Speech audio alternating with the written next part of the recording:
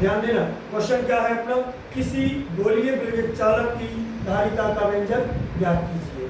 मतलब अपन को एक खोखला गोला लेना है, ठीक है, उस खोखले गोले में कितने आवेश संचित हो सकते हैं उसकी क्षमता अपन को निकालनी है, ठीक है।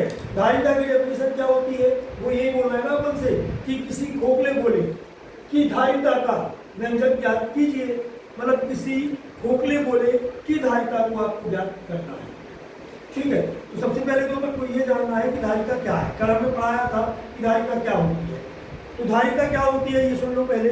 मान के चलो आपके पास में कोई एक चालक है, ठीक है।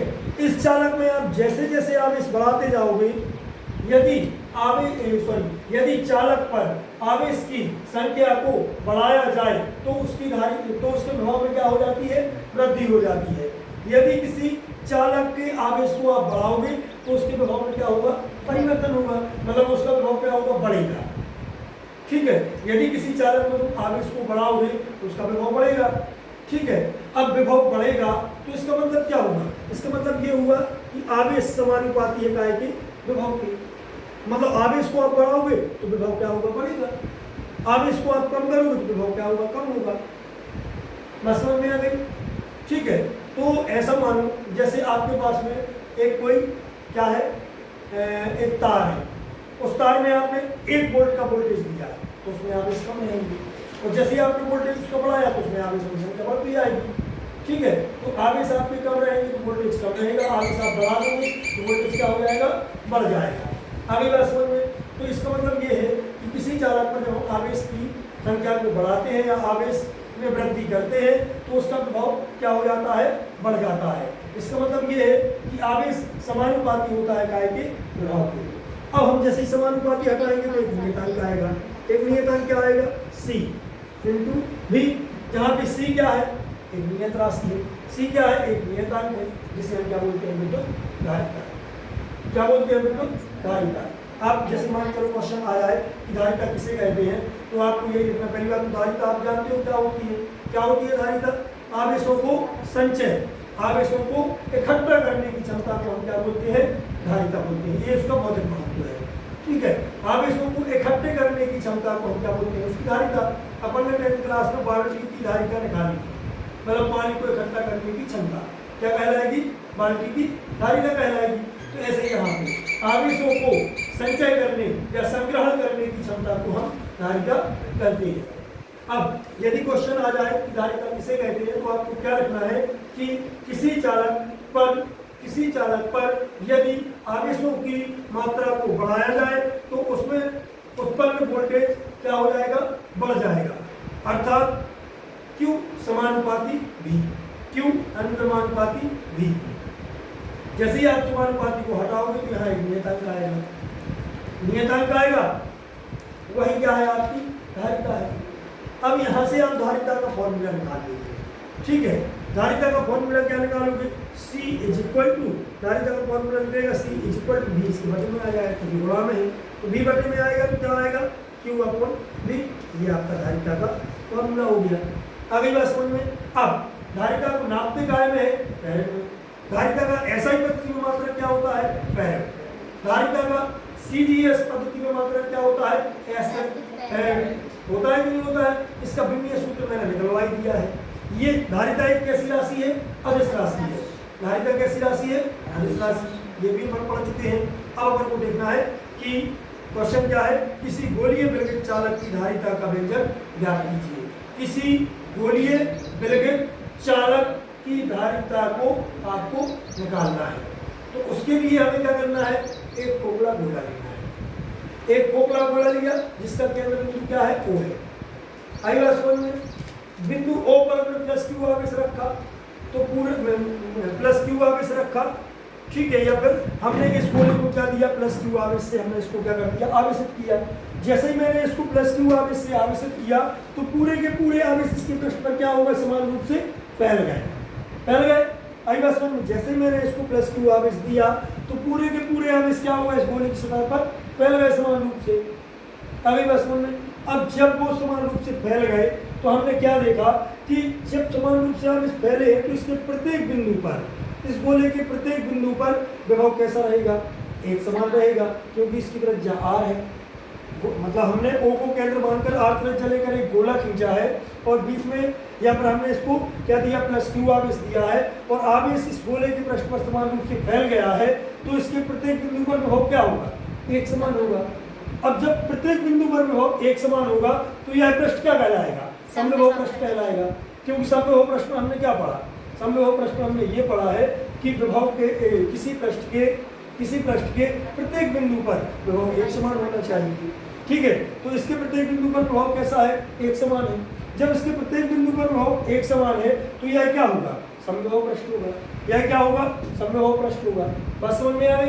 तो जब यह समविभव पृष्ठ होगा तो इससे गुजरने वाली विद्युत बल रेखाएं कैसी होंगी, इस पृष्ठ के अभिलंबवत होंगी कि नहीं होंगी, क्योंकि हमने ये भी पढ़ा है कि समविभव पृष्ठ में जो विद्युत बल रेखाएं गुजरती हैं वो पृष्ठ के अभिलंबवत होती हैं। जब हमने ये सिद्ध कर ही लिया है कि यह समविभव पृष्ठ है तो इससे गुजरने वाली बल रेखाएं कैसी होंगी, पृष्ठ से अभिलंबवत होंगी कि नहीं होंगी।